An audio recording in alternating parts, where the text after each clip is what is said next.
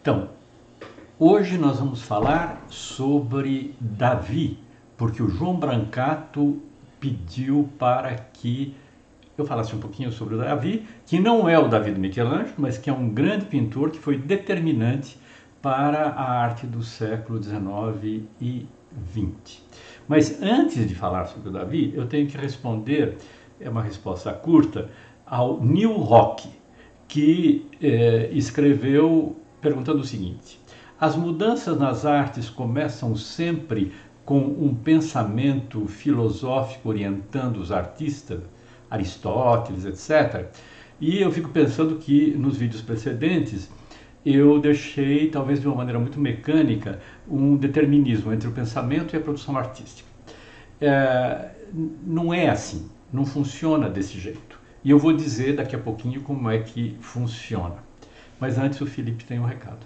Queria agradecer vocês que estão acompanhando nosso videozinho e falar que é muito importante todo o like que vocês deixam para o YouTube levar até mais pessoas. E não se esqueçam também de fazer perguntas, né, Aline? É claro. Então vamos lá. Não é assim mecânico, mas existe aquilo que a gente poderia chamar um clima de pensamento que orienta a nossa maneira de ver o mundo segundo as épocas. Eu vou dar um exemplo para você, contemporâneo. Hoje existe uma grande preocupação com as minorias, a questão do racismo, a questão dos preconceitos, a questão da ecologia. E é claro que existem vários artistas que estão sensibilizados e ligados a essas questões. Isso não quer dizer que todos os artistas tenham lido os teóricos. Alguns leram, outros não. Mas nós sabemos que essas questões, elas são quentes, elas estão no debate, elas estão nos jornais, elas estão nas conversas, e é impossível ao artista escapar de uma posição em relação a essas questões. É assim que se passava em todas as épocas, se passou em todas as épocas. Por exemplo, Aristóteles tem um papel muito importante no pensamento do final da Idade Média até o século XV, o pensamento do norte da Europa. Ele tem um pensamento realmente, ele tem uma presença muito grande. Platão tem uma presença muito grande no pensamento florentino no século XV. Isso tudo é evidentemente poderoso para que os artistas possam produzir as suas obras e se interrogarem e tem um estímulo dentro desse pensamento abstrato. Alguns são às vezes mais próximos, às vezes alguns interpretam erradamente as teorias, mas elas estão presentes. E é muito importante nós podermos fazer as ligações entre o pensamento abstrato teórico e a produção concreta dos artistas, mas também com o mundo cultural que envolve todo esse ambiente no qual as obras são produzidas. Muito bem, então eu vou passar agora, mostrando inclusive um exemplo para o Neil Rock, e vou começar também ao mesmo tempo falando da questão do Davi. Vamos lá? Pronto. Então, vamos começar com este escultor que se chama Houdon, Jean-Antoine Houdon. E por que eu pus esse escultor? Porque eu achei que é interessante. Ele é um contemporâneo do Davi e ele é um iluminista. O que significa um iluminista? O iluminismo é uma corrente de pensamento que percorre o século XVIII. Essa corrente de pensamento tem a ideia de que é preciso reformar o mundo, reformar a sociedade, reformar os homens segundo os parâmetros racionais e não de acordo com as superstições, com as tradições, com os velhos sistemas de opressão. Eles são críticos em relação à religião, eles são críticos em relação à aristocracia, e esse movimento é tão poderoso que ele resulta em duas explosões sociais e políticas no final do século XVIII, uma que é a Revolução e a Independência dos Estados Unidos, norte-americana, que era chamado o país da filosofia, por causa disso, porque é inspirado no iluminismo, e a outra é a Revolução Francesa, que acaba aprisionando e executando o rei, acabando com a monarquia e instalando uma república. Então, o iluminismo é esse movimento. Ora, o Dom era um artista que estava convencido da importância do iluminismo. Tanto que ele faz o retrato dos grandes filósofos iluministas. Vocês estão vendo sentado o Voltaire. É uma escultura tão célebre que tem várias versões. Essa está no saguão de entrada da Comédie Française, do Teatro da Comédie Française em Paris, porque Voltaire foi um grande escritor de tragédias. E o outro busto é o de Diderot. Diderot, que também foi um dos grandes filósofos iluministas. E ele era tão entusiasmado pelo iluminismo, o Dom, que ele viajou até os Estados Unidos para se encontrar com George Washington e para fazer uma grande escultura de George Washington, e ele fez também de Benjamin Franklin. Enfim, ele estava ligado a todo esse pensamento iluminista que estava trazendo transformações no século XVIII. E, no entanto,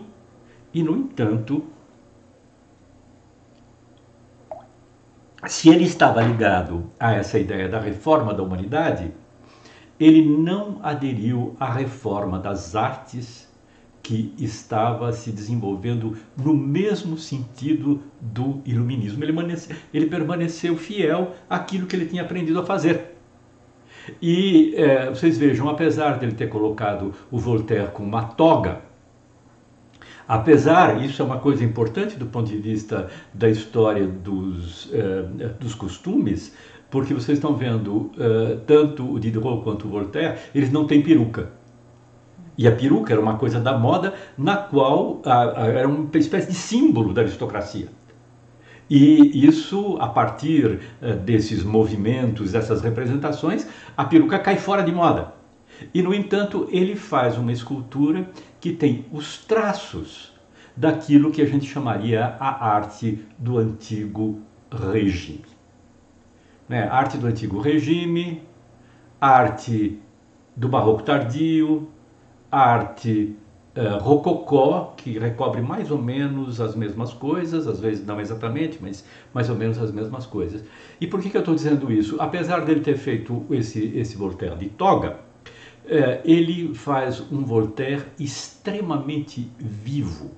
Ele faz um Voltaire que nos dá a impressão de ter sido surpreendido num instante. Da mesma maneira, o olhar um pouco malicioso do Diderot. Essas características psicológicas, a escultura neoclássica vai esvaziar. Ela vai fazer imagens muito imponentes, muito hieráticas, muito simplificadas. E onde nós vamos encontrar um equivalente na pintura para esse tipo de coisa? Numa produção como a do Fragonard. Fragonard encarna por excelência a arte, a pintura do antigo regime. E vocês estão vendo esse retrato de um amigo do Fragonard, que era o abade de Saint-Non. Na verdade ele não era abade, mas enfim, pouco importa, era um amigo do Fragonard.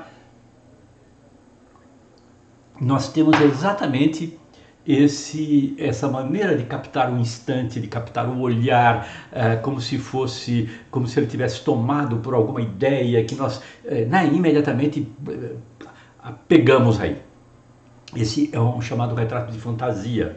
O abade de Saint-Non está fantasiado, ele está vestido com roupa não do século XVIII, mas com roupa do século XVII anterior, como se ele tivesse ido para um baile de fantasia com essa gola branca à volta do pescoço. Ora, como é que é essa pintura? Para a gente entender o que é a pintura do Davi, que vai aparecer daqui a pouco.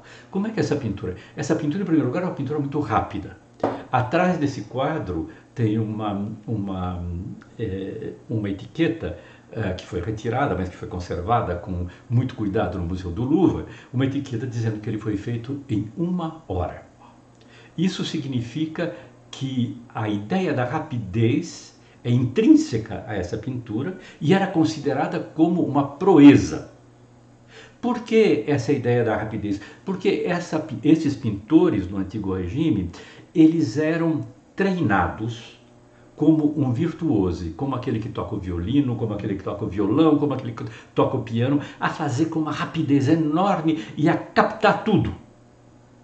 Eles têm uma pincelada que eu chamo de pincelada sintética, porque quando a pincelada é colocada em cima do quadro, ela é ao mesmo tempo volume, luz, matéria, expressão, e ela não perde o seu papel de pincelada. Vocês estão vendo nesse detalhe do lado que é a mão do abade de Saint-Non, como a pincelada que significa a luz e que dá o volume para a mão direita do personagem, como ela é também pincelada, como eu distingo essa pincelada enquanto pincelada. Essa maneira de fazer muito rápida, virtuosística, é característica dessa pintura. Essa pintura, ela está muito envolvida com a ideia de uma cultura do prazer e da intimidade, que é a cultura da aristocracia, e que ela vai aparecer, essa cultura, como a expressão de um modo de ser um pouco corrupto, um pouco ou muito imoral e corrupto, e que vai ser utilizado, inclusive na Revolução Francesa, como instrumento de propaganda. Vocês sabem que em política o moralismo é uma coisa assim que funciona muito. Sabemos. Então, como? Sabemos, né? Sabemos, né? Então, vai se dizer, olha, os nobres são corruptos, os nobres são pervertidos sexualmente. No momento do julgamento da Maria Antonieta, eles vão acusar a Maria Antonieta de ter tido relações sexuais com o próprio filho, o que a deixa completamente escandalizada. Mas é porque havia, de fato, não esses excessos que se está falando, e talvez houvesse em alguns casos, mas havia sobretudo essa ideia de uma cultura da intimidade, cultura da alcova. A alcova é o lugar onde fica a cama. E a cultura dos prazeres, da sensualidade, do macio, da almofada, do lençol de seda e da relação sexual. Aqui se chama A Resistência Inútil, e é um quadro que evidentemente tem um aspecto um pouco, talvez, hoje chocante, porque se trata da prévia, um estupro, na verdade, né? Mas esse tipo de quadro, o quadro de alcova, era muito frequente. E quando não eram esses quadros, quando não eram esses nus femininos, é uma pintura altamente feminina, a mulher está no centro, como nu, como objeto de desejo. E quando não era um nu feminino, de uma mulher qualquer, era um nu de uma deusa, de uma Diana, de uma Vênus, que trazia esse pretexto da cultura da sensualidade. Ora, o iluminismo é contra isso. Ele é contra esse tipo de comportamento e ele se levanta para organizar uma sociedade de uma maneira rigorosa e com valores virtuosos. Na arte, desde os anos de 1750, que começa um processo de reforma. E quem vai trazer, alguns anos antes da Revolução Francesa, em 1784, a produção definitiva dessa arte é justamente esse pintor chamado Jacques-Louis David. Por que ele não está avançando? Vamos lá. Ah não, eu esqueci de dizer uma coisa. esqueci de dizer ainda uma coisa, que é o seguinte, alguma coisa que está muito na moda, nesse final do antigo regime, nesse final de antigo regime, é a pintura de paisagem. E o que nós temos aqui é a paisagem típica do final do antigo regime, da pintura do antigo regime. Uma paisagem feita de coisas muito fluídas e que tem uma ruína. Eles eram chamados de ruinistas. Era uma meditação sobre o tempo que passa. Ao lado da intensidade dos prazeres, a melancolia do tempo que passa e dos prazeres que se vão. Então, aqui eu tenho um tempo acelerado, que é o tempo das nuvens, eu tenho um tempo que corre, que é o tempo do rio, eu tenho um tempo regressivo, que é o tempo destrutor, o grande aqueduto romano que está sendo ruído pela erosão, a civilização que passou, a grande civilização romana e os pequenos personagens que estão no primeiro plano. Ora, com a pintura de Davi, tanto a sensualidade quanto essa melancolia vão desaparecer. E a visão que ele tem da antiguidade clássica é completamente diferente.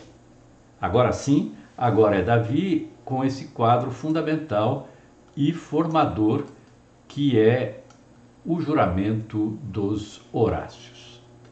É uma história da Roma, tirada da Roma Antiga. É a cidade de Roma, no tempo da República Romana, antes do Império, no tempo da República Romana, que está em guerra com uma outra cidade vizinha chamada Alba, e que decide, de uma maneira, digamos, mais racional, ao invés de se matar com exércitos, decide escolher 3 guerreiros de um lado e 3 guerreiros do outro. São 3 irmãos de um lado, 3 irmãos do outro, os Horácios de um lado, os Curiáceos do outro.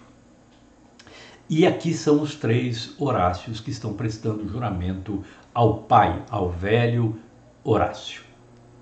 A ideia do juramento, a ideia do pacto social do Rousseau, da confiança que um tem no outro. E a grande tragédia é que uma das mulheres, essa que está vestida de azul, é casada com um dos Horácios, mas é irmã de um dos Curiáceos, o que vira um drama. E a outra, a mocinha, ela é noiva de um Curiáceo e irmã de um Horácio, o que fica num cruzamento trágico. E o que o Davi está fazendo aqui ele está ensinando. Então esse é um primeiro ponto da arte neoclássica, que eles não chamavam de neoclássica, eles chamavam de arte regenerada, porque o Davi chega para botar ordem no pedaço. Ele diz, não, eu quero acabar com essa história de pintura rápida, sensual, etc. Eu quero construir uma coisa que é destinada a ensinar os homens. É uma arte militante. É uma arte que se quer clara, evidente, para dar uma lição ética. E qual é a lição ética neste caso? É que os valores cívicos, os valores da cidade, os valores coletivos são mais importantes do que os valores familiares. E que eu não posso ceder por razões familiares a uma exigência que é uma exigência coletiva e cívica. Então, o Davi tem que fazer uma pintura, é claro, muito clara, muito organizada, e ele faz essa pintura muito organizada. Vocês vejam, essa pintura tem alguma coisa, ao mesmo tempo, da escultura em relevo, pela nitidez dos volumes, e do teatro, pela cena e pela disposição dos personagens. E tudo é organizado. Grupo dos 3 irmãos na frente de uma arcada, no centro o pai na frente de outra arcada, e à direita as mulheres na frente da terceira arcada. Sistema de oposições e de tensões Anatomia em tensão. Os homens em sistemas triangulares, são 3 triângulos organizados. Grande foco luminoso nas espadas e no gesto do grande Horácio, do velho Horácio. E a direita, ao contrário, com cores muito mais ternas, muito mais surdas, enquanto que o vermelho do manto do velho Horácio, por exemplo, sobressai no centro, as mulheres têm essas cores mais suaves, e também tudo escorre, tudo pende. Enquanto a dobra do manto do velho Horácio é toda viva e cheia de arestas, os tecidos das roupas femininas têm elas escorrem. Os homens agem e as mulheres sofrem. É a ação e a paixão no sentido etimológico da palavra paixão, que vem de passio, passivo, e, como a gente diz, a paixão de Cristo, o sofrimento dessas mulheres. Não é? São 2 mundos completamente opostos. Não é? É um jogo de diferenças que se opõem, ação nos homens e paixão nas mulheres. Que, como as crianças que estão lá no fundo, que são os filhinhos, né, os netos do velho Horácio, que como as crianças são consideradas nesse mundo do iluminismo como seres, digamos, um pouco menos racionais do que os homens, mais sensíveis. As mulheres são mais sensíveis e têm menos razão do que os homens. Ora, para fazer um quadro como esse, o Davi teve que romper completamente com aquela arte que eu acabei de mostrar para vocês, a arte do Fragonard, e inventar uma arte que constrói. E essa arte que constrói é feita por etapas. Tudo tem que ser nítido, né? Então, natureza é abolida. Nada daquelas coisas da pintura do Hubert Robert, que eu mostrei para vocês, do Pont du Gard, do viaduto e das nuvens, etc. Não, tudo tem que ser nítido, claro e preciso. E como é que ele constrói? Um dos mitos importantes para a gente entender essa pintura, esse é um outro pintor neoclássico, mais jovem do que Davi, e que tentou como se diz, rivalizar com o grande Davi. Ele chama Vincent, François-Antoine Vincent, está aqui, como Vincent van Gogh. E por que esse mito? Porque eu trouxe aqui, que é uma história, não é um mito, é uma história que é contada por Plínio Antigo e que fala de um grande pintor grego chamado Zeuxis, pintor do qual nós não temos nenhuma obra, mas nós sabemos que ele era super, hiper famoso e que um dia decidiu pintar a Helena de Troia, que era a mulher mais bela que jamais foi criada. Então ele tinha que criar, inventar a suprema beleza. Então como é que ele faz? Ele pede para as moças mais belas da cidade de Crotona para vir até o seu ateliê, e ele passa a selecionar. Uma tem o rosto bonito, outra tem o braço bonito, outra tem o busto bonito, então ele vai reunir todos esses elementos num quadro só. Essa ideia dá bem o princípio da pintura neoclássica e da pintura do Davi, a pintura regenerada. Porque eles trabalhavam assim. Eles trabalhavam de maneira a desmontar, digamos, o real, o sensível, e remontar no quadro. O que dá um processo construtivo racional, nós estamos no iluminismo, um processo construtivo racional, e esse processo construtivo racional permite uma clareza, uma nitidez e um impacto muito grande. Esse quadro é muito interessante porque é um quadro que o Davi deixou completamente inacabado. É o episódio da Revolução Francesa, chamado O Juramento do Jogo de Pella. Era um quadro imenso que acabou por falta de dinheiro, porque as coisas também mudaram, não se completando. Mas vocês vejam como é que ele fazia o quadro. Primeiro, são personagens contemporâneos, hein? Não são personagens da antiguidade. Primeiro, ele desenha esses personagens nus. porque ele tem que ter um controle da anatomia muito grande. Vocês estão vendo aquele estudo, não é, deste personagem, de um dos personagens que está no grupo à direita, aquele estudo lá em cima quadriculado. Primeiro eu desenho no papel, depois eu quadriculo, depois eu passo para a obra. E aí eu visto. Porque eu preciso controlar todos, de uma maneira absolutamente correta, todas as posições, todos os músculos. E vocês estão vendo que o Davi deixou inacabado e ele começou a pintar os retratos. Porque é claro que ele não foi pedir para as pessoas pousarem nus, ele pegou modelos de ateliê que tem mais ou menos o corpo dessas pessoas. E ele coloca depois a cabeça, que vai caracterizar a identidade de cada um deles. E assim, não é? Primeiro uma ideia, né? A ideia, o primeiro esboço para os Horácios. Eu vou pôr um grupo aqui, o Horácio no centro, as mulheres no fundo, num rabisco. E depois, pouco a pouco, eu vou corrigindo, dando nitidez, permitindo a construção passo a passo para essa pintura. Alguns dos estudos, por exemplo, esse primeiro estudo do Velho Horácio, são verdadeiros quadros terminados. E vocês estão vendo à direita o estudo das roupas. Uma vez que eu desenhei os jovens Horácios, agora tem que desenhar as roupas. E aí eu dou um hiperacabamento, faço o quadriculado e projeto na pintura. Então, essa pintura, ao contrário da pintura do antigo regime, era uma pintura analítica, ela não é sintética. Ela vai por etapas, e em cada etapa eu posso parar e refletir. Isso é racional, isso é iluminista. E o que é mais interessante é que não se trata de uma pintura que fica querendo copiar as coisas da antiguidade, as estátuas da antiguidade.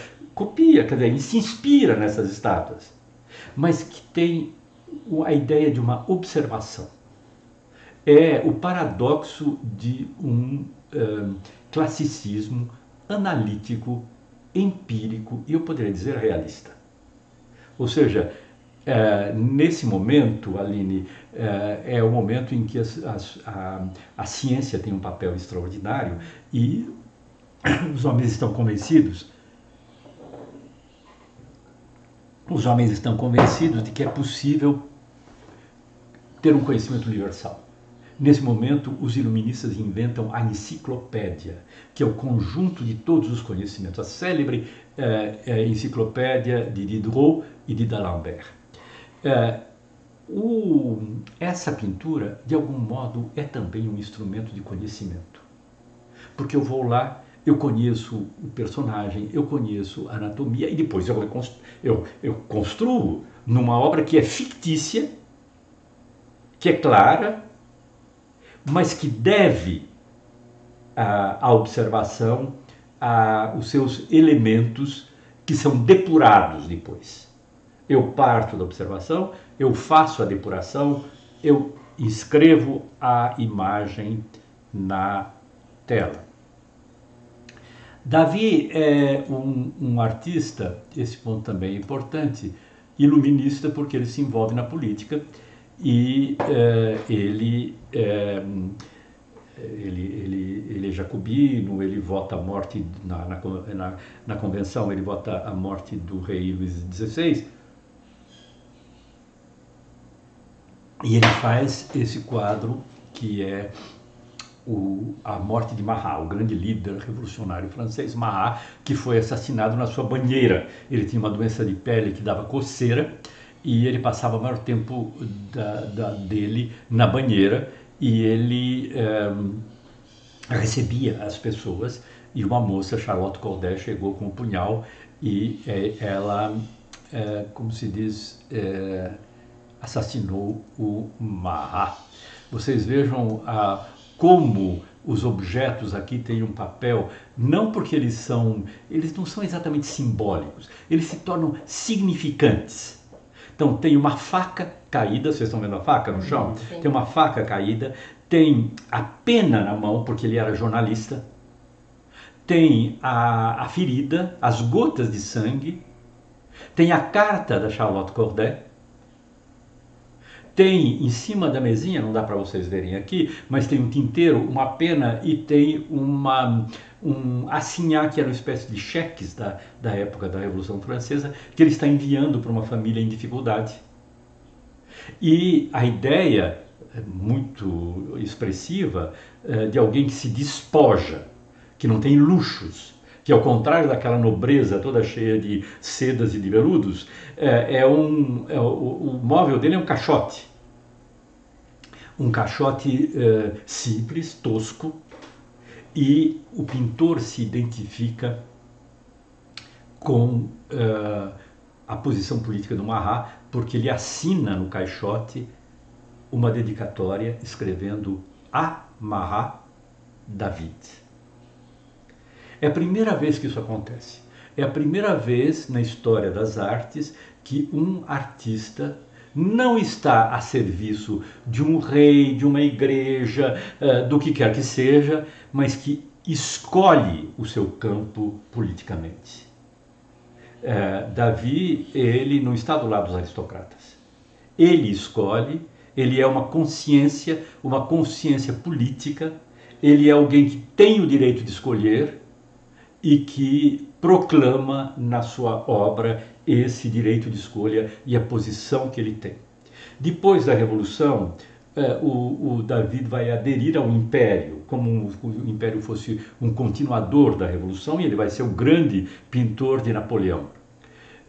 Mas depois que cai Napoleão e que voltam os antigos reis na França, na chamada Restauração, ele se autoexila. Os reis querem que ele continue, porque ele é um grande artista. Luís XVIII quer que ele continue na França. Ele diz, não, ele se exila na Bélgica, e ele leva com ele este quadro que estava no seu ateliê.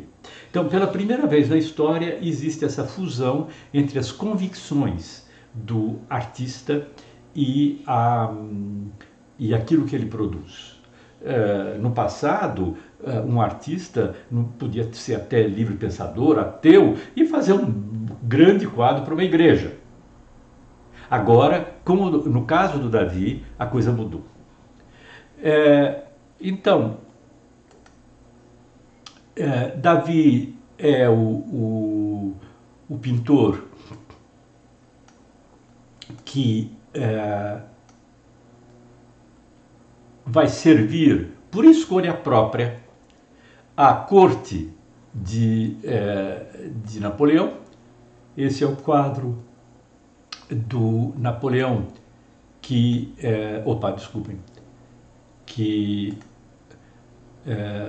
coroa Josefina, né, o momento da sagração de Napoleão. Ele já foi coroado, ele trouxe o Papa de Roma, que veio contra a vontade, e aqui se constrói um quadro imenso. Uma coisa muito importante, vejam, o quadro ele tem 6,21 metros por 9,79. É um quadro absolutamente imenso. Essa posição dos artistas, é interessante isso, porque esses quadros imensos, eles passam a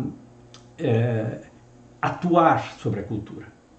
É preciso que as pessoas fiquem convencidas daquilo que o quadro diz.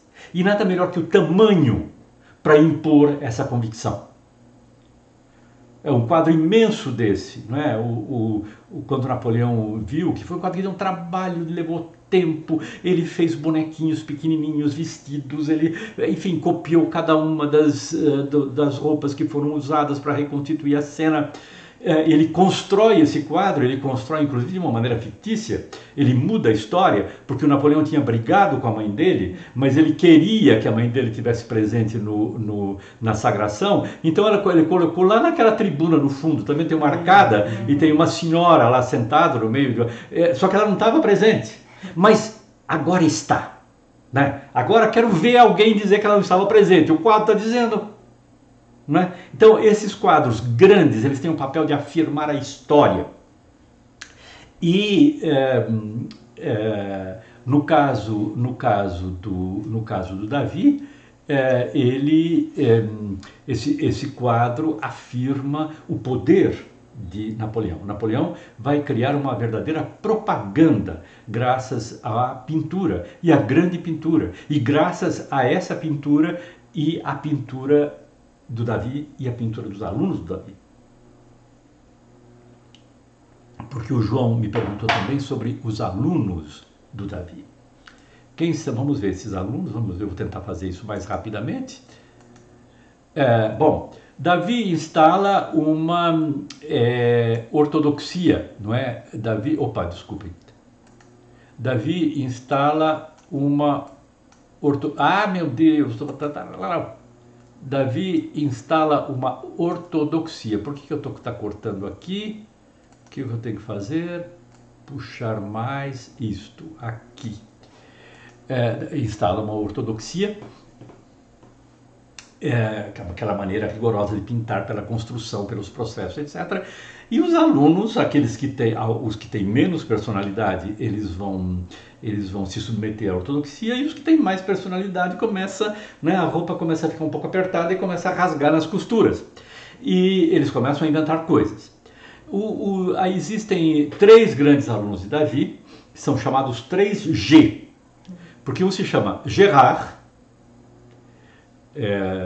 que recebeu um título de barão, mas não por Napoleão, recebeu porque ele continuou trabalhando depois na restauração para os velhos reis que voltaram.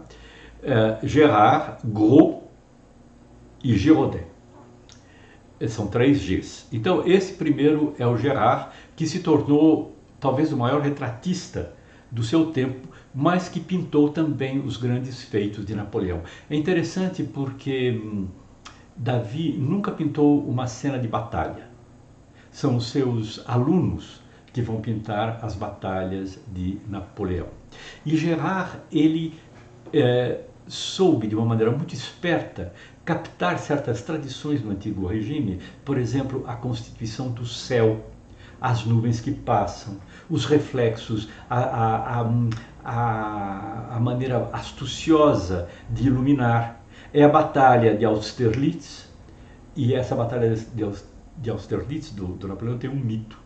É que o céu estava escuro, e quando a batalha se termina e Napoleão é vencedor, o sol aparece. Então o mito do sol de Austerlitz está aqui presente, né? O sol lá atrás, o Napoleão que está ali banhado, e um dos seus generais que traz os vencidos aos pés de Napoleão. Esse modelo de um personagem a cavalo na frente de um grupo, observando um pouco do alto, esse modelo ele vai se repetir na história da pintura, e ele vai se encontrar, se vocês forem procurar, no grupo do Duque de Caxias, da Batalha de Avaí, do Pedro Américo. Esse Duque de Caxias que está contemplando, como diz o Manuel Bandeira, de maneira tão turística, a batalha. Isso não significa cópia, não é? Na época, um achado desse tipo era considerado como uma espécie de propriedade coletiva que os artistas podiam reutilizar. Outro grande artista, e que é de uma importância enorme para aquilo que se chamou romantismo francês, para artistas como Géricault e Delacroix, é Gros.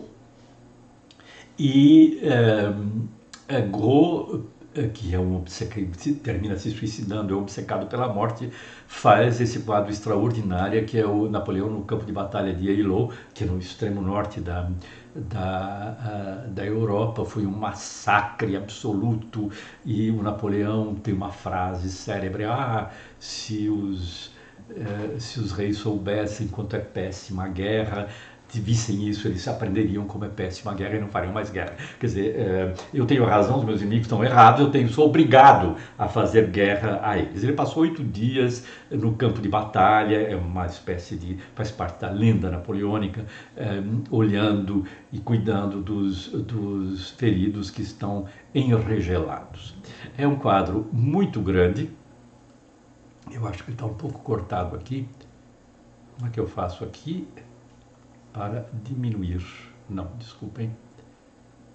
Enfim, ele é um quadro enorme, de qualquer forma, ele está no Museu do Louvre, é um quadro grande, e uma coisa espantosa quando você chega na frente desse quadro é que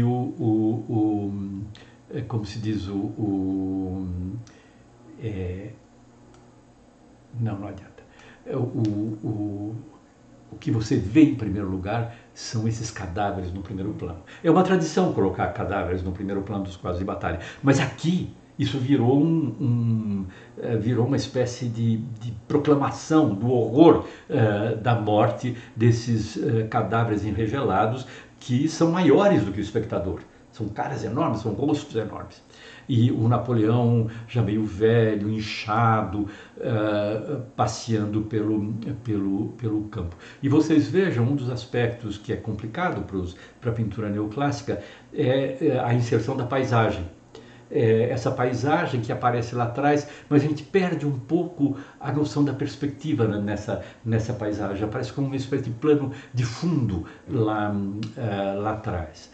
E o aspecto colorido do quadro, esse sentido de um jogo de cores sutil, diferente daquelas cores que eram grandes blocos no quadro dos Horácios, por exemplo. Girodet, que é um pintor excepcional, um pintor de uma enorme originalidade. O Davi, quando vai ver um dos quadros dele, o Ocean, fica de boca aberta e sai comentando para um amigo, pobre Girodet, ele ficou louco. Porque o Girodet tem um fascínio pela luz que adere à superfície, como é que a superfície reage à luz. Mas eu pus este quadro em particular, que é de um dos deputados de Saint-Domingue, que é o Haiti, na ilha de Saint-Domingue, que era uma colônia francesa e que vem para a França, apoiado no busto de Raynal, que foi um teórico da libertação dos escravos. E eu trouxe pelo seguinte: o Girodet, o que ele faz? Ele é capaz de representar, ele não se limita a representar as belas formas da antiguidade clássica, o modelo das esculturas. Ele pode representar todas as raças. Não existe mais, digamos, a hegemonia do europeu, no caso. E ele faz esse quadro esplêndido, que é isso, esse quadro esplêndido, que é ao mesmo tempo, vejam, que é ao mesmo tempo um olhar, evidentemente ele olhou para o seu modelo e retomou, mas para a pose do seu modelo, ele deve ter dito, ele tem um corpo longo, um pouco flexível, então o ideal é que ele fique na pose de um modelo da antiguidade, que é o modelo do pequeno fauno músico, que está em Roma, mas que nessa época o general Bonaparte, por causa das campanhas da Itália, havia trazido para a França.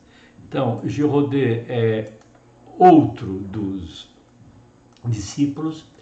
Há também um grupo hiperdissidente, muito pouco conhecido, que tem alguns estudos apenas sobre eles, sobre esse grupo, é um grupo fascinante.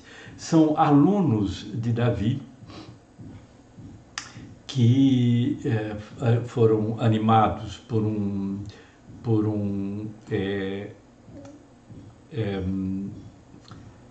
jovem que morreu muito cedo, chamado Morisquet, e que esses alunos formaram uma seita. Essa seita era chamada dos barbudos, ou dos pensadores, dos meditadores, e eles andavam vestidos com togas, e as pessoas davam risada deles. E eles achavam que era preciso voltar à força mais primitiva das pinturas mais antigas. Então, quando eles passavam na frente, no Louvre, e passavam na frente de um quadro do Rafael, que para eles era o modelo da decadência, eles cobriam o rosto com a toga para não verem o quadro. Esse grupo teve pequena produção e logo depois ele foi imediatamente execrado. Em 1808, o imperador Napoleão pede a Joaquim Le Breton, que depois viria para o Brasil com a missão francesa, ele pede para Le Breton para fazer um balanço da produção artística das últimas décadas na França, desde a Revolução. E o Le Breton tem algumas linhas só sobre esse grupo e diz: é o momento no qual a arte atingiu o delírio e a loucura. O que fazem esses pintores? Esses pintores negam a ideia de um empirismo. Eles querem trabalhar com formas as mais puras possíveis, as mais geométricas, as mais abstratas, que devem determinar o aspecto das coisas visíveis. Eu gosto muito de comparar, Aline, o braço dessa moça, que está elegantemente apoiado na cabeça dela, com o galho da árvore na parte de cima. Eles são muito parecidos. Eles têm essa mesma forma, que é uma forma geométrica, que é uma forma simplificada. O próprio corpo da moça tem alguma coisa do manequim. E o rapaz no centro, que é evidentemente inspirado da escultura antiga, toda a anatomia ela tem uma simplificação de superfície muito grande. Vejam a perna do bardo, o Ossian, que é um bardo da Escócia, que estava muito na moda nessa época. Uma história complicada, de uma falsificação, mas isso não importa. Veja a perna dobrada dele, que forma um ângulo reto ali em cima. E a outra perna comprida, que é uma oblíqua assim, absolutamente rígida. Não tem as tensões musculares do Davi, porque não tem músculo. E esses discípulos do Davi têm uma explosão nesse momento e a presença deles, o papel deles diminui logo em seguida. Embora alguns artistas, como é o caso de outro grande aluno de Davi, que é Ingres, Jean-Dominique Ingres, tenha de algum modo vivido essas efervescências e tenha desenvolvido um classicismo que eu chamo de classicismo perverso. Porque o que acontece com o Ingres é uma coisa extraordinária. Ele é um obcecado pelo tratamento dos detalhes. Esses detalhes, os pintores neoclássicos, eu falei para vocês, pintavam primeiro os nus, eles pintavam um braço, depois pintavam uma perna, estudavam para depois reunir tudo num corpo só. O Ingres vai separar, estuda um braço, estuda uma perna, e vai reunir tudo num corpo só, mas ele não quer saber da anatomia. Então, o resultado é absolutamente paradoxal. Essa grande odalisca de 1814, a primeira crítica que fizeram para ela é a seguinte: ela tem 3 vértebras a mais. E é muito simples. Imagine essa mulher de pé, com esse braço que parece não ter osso, esse braço que parece uma linguiça desossada. É sublime de acabamento, é de uma beleza extraordinária, mas ele é feito contra todas os princípios de reconstrução que ele deve ter aprendido no ateliê de Davi. Mas o Ingres apesar disso, ele vai, quando o Davi vai embora e que ele se impõe a partir de 1824, sobretudo como grande quadro, que ele se impõe como grande pintor, ele fica sendo o grande herdeiro das tradições clássicas contra os românticos. E não é à toa, apesar de ele se dizer um clássico, ele é tão complexo nessa reconstituição do mundo que não é à toa que um artista como Picasso seja fascinado por Ingres, copie Ingres. O que é o cubismo? É uma decomposição do mundo e uma recomposição de maneira completamente segundo critérios que são internos ao artista e não segundo aquilo que ele está vendo. E o Ingres vai ser um grande modelo e essa fluidez fabulosa da linha vai ter também um grande impacto sobre outro artista moderno do século XX, que é Matisse. Então, uma coisa que nem sempre se lembra, e que agora está começando a se lembrar mais, é que Davi tinha muitas alunas, e que foram pintoras, mulheres de extraordinário talento. Uma delas é Madame Benoit, Marie-Guillemine Benoit. E eu trouxe esses dois quadros, um deles que é uma espécie de Mona Lisa extraordinária do neoclassicismo, que é o retrato de Madeleine, que era chamado anteriormente de retrato de negra, mas por causa justamente da evolução da nossa sensibilidade, o museu mudou para retrato de Madeleine, que era o nome do modelo, e com toda razão, mostrando como eu trabalho com uma raça completamente diferente daquela que é da tradição clássica, europeia e branca, e como eu produzo um quadro de uma estupenda beleza. E eu trouxe do outro lado o retrato de Madame Tallien, que era durante o diretório, logo depois do momento do terror, foi uma espécie de grande agitadora, de mulher expressiva. Mas vocês vejam, de um lado ela faz uma mulher contemporânea vestida como uma mulher da antiguidade, com uma toga da antiguidade. E do outro lado, ela é capaz de fazer com os mesmos instrumentos pictóricos, ela é capaz de reconstituir com uma beleza extraordinária um nu de uma africana.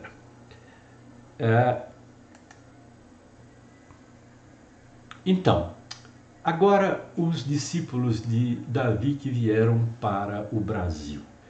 Aline, você sabe, não sei se o Felipe sabe,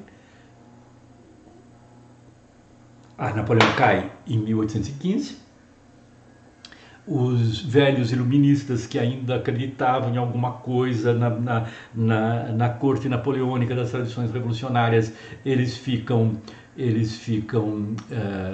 decepcionados, e em 1816 um grupo deles vem para o Brasil. Eu imagino muito esse grupo em Paris, ali dizendo, não, vamos para o Brasil, vamos formar uma utopia, vamos criar na América, no Novo Mundo, alguma coisa que seja, como se diz, nova, e nós vamos lá e vamos criar, e eles vieram.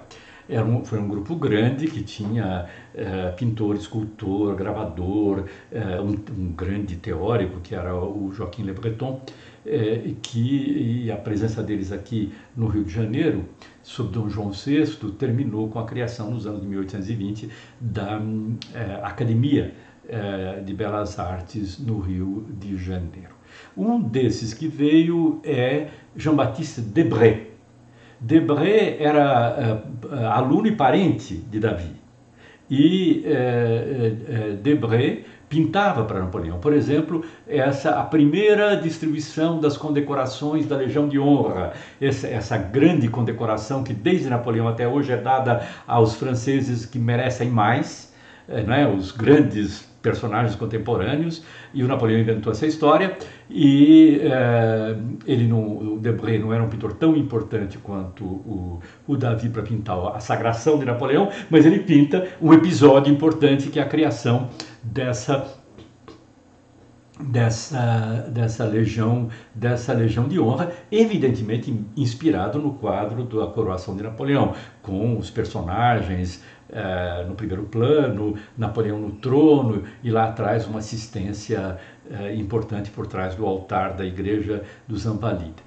Debré veio para o Brasil e Debré no Brasil, entre outras coisas, não muitas coisas, mas entre outras coisas, faz um álbum, né, um álbum histórico e pitoresco do Brasil, que ele imprime em litogravuras.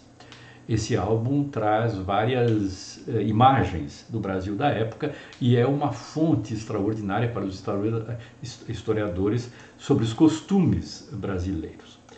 Como é que o Debré procede?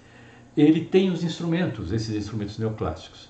Então, com os índios, não se sabe se o Debré fez viagem para ver índio, se ele viu índio no Rio de Janeiro, mas ele viu certamente acessórios indígenas em coleções no Rio de Janeiro, isso sem dúvida nenhuma. Ele se inspirou também de algumas outras gravuras de índios norte-americanos que ele falsificou um pouquinho para colocar no meio das gravuras brasileiras, pouco importa. Mas a ideia, vocês vejam, é fantástica, porque eu tenho aqui um instrumento que é um instrumento de beleza, uma bela composição, não é? Com as duas grandes oblíquas inclinadas como um V no meio uma letra V no meio do quadro, esses esplêndidos índios. O que ele está fazendo? Ele está tentando mostrar como é que esse manto desses índios botocudos. Então ao mesmo tempo natural e pensado, porque ele mostra um índio de frente e outro de costas. De maneira que eu possa ver bem, que eu entenda o que está acontecendo, nesse processo construtivo que ele herdou do Davi. Agora, uma coisa da qual ele foi realmente testemunho, e que é de uma preciosidade muito grande, é deixa eu pôr aqui em cima, vamos diminuir um pouquinho, o que ele via no Rio de Janeiro. Isso não tem dúvida que ele via. Iluminista, ele era contra a escravidão, ele mostra essa coisa abominável que é um suplício de escravos, uma punição por açoitamento, e nós vemos, não é, de uma maneira muito expressiva e muito indiscutível, o escravo sendo açoitado por um outro africano, com pessoas à volta e com os africanos precedentes que sofreram o suplício deitados de costa, porque eles são açoitados no traseiro. Isso é uma coisa completamente terrível, mas vocês vejam, por outro lado, eu acho fantástica nessa gravura, é que ela de novo, essa ideia do testemunho e da construção do testemunho. Ela é um testemunho, mas ela é concebida com uma maneira tão clara, tão organizada, o gesto, o açoite, tudo é tão explícito, que ela não é um episódio, ela não é um momento. Ela não é uma coisa que simplesmente eu captei na hora que passou. Ela é alguma coisa como um emblema. Ela é a evidência. Ela é a demonstração e a denúncia ao mesmo tempo. Porque ela é de uma clareza, como no Juramento dos Horácios, ela é de uma clareza enorme. E esses personagens, eles estão além dos indivíduos que estavam ali, que sofreram. Eles se transformaram em alguma coisa muito mais ampla. Não sei se está claro o que eu estou tentando dizer. Nisso estava a grandeza do Debré. Não é a captação na hora rápida do que está acontecendo, é uma construção demonstrativa e expressiva, sem esquecer aquilo que eu observo. Outro grande pintor que veio para o Brasil é Nicolas Antoine Tonet, que tá certo aqui, Felipe? Tá baixo.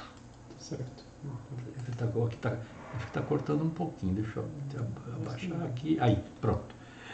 Toné, ele tem uma formação que é diferente da formação. Ele era um iluminista também, mas a formação dele não foi no Ateliê Davi, e foi com pintores estavam voltados para a tradição da velha pintura. Um deles era Lépicier e o outro era Casanova, o irmão do grande conquistador do Casanova, e que foi também um pintor muito interessante, muito importante. E você veja, é o contrário do que a gente viu até agora, não é? É uma passagem no episódio em 1808 da Guerra da Espanha do Napoleão, uma passagem difícil num desfiladeiro, e ao contrário daquelas cenas, por exemplo, que a gente viu com o Gros, que a gente viu com o Gerard, no qual a gente tem uma exposição em frisa, que é aquela dos Horácios, né? Os personagens estão mais ou menos em paralelismo com a superfície da tela. Aqui o contrário, é uma penetração dentro da tela. É alguma coisa que vai profundo, com uma habilidade enorme e com uma fusão atmosférica entre as coisas físicas, os edifícios, os seres e essas nuvens que estão lá em cima. É um quadro admirável que está no Museu de Versalhes. Ele era um grande paisagista, de fato, e ele vai deixar algumas das mais belas paisagens jamais realizadas no Brasil. Por exemplo, essa visão do Rio de Janeiro, e que nós temos as casas. Vejam essa dosagem sensível, muito pensada da luz, não é? Muito sutil, mais forte no primeiro plano, a casa mais branca, depois lá no fundo cada vez mais escura, depois lá atrás maravilhosas as nuvens, os barcos na Baía de Guanabara. São paisagens extraordinárias. São paisagens de um paisagista que soube herdar e retransformar aquelas belas tradições do antigo regime. E aqui acabou. Acabou. Eu vou voltar para. Acabou. Eu agradeço a vocês por terem visto. Espero que o João tenha gostado. Repito, mandem perguntas. Felipe, de novo. Não esqueça de deixar o like e se inscrever no canal para quem tiver interesse em acompanhar todos os vídeos. Aline, quer dizer alguma coisa? Tem alguma perguntinha? Tem alguma observação? Os dois? Só dizer que quem quiser ver no detalhe, vamos deixar na descrição o link do PowerPoint. Isso mesmo. Então, até logo, até a próxima. Tchau.